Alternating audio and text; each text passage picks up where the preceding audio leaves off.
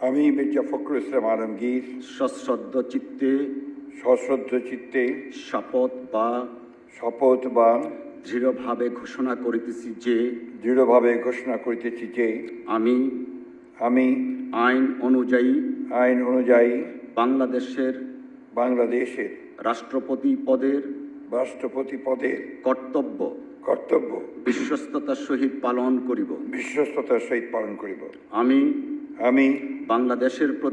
বাংলাদেশের প্রতি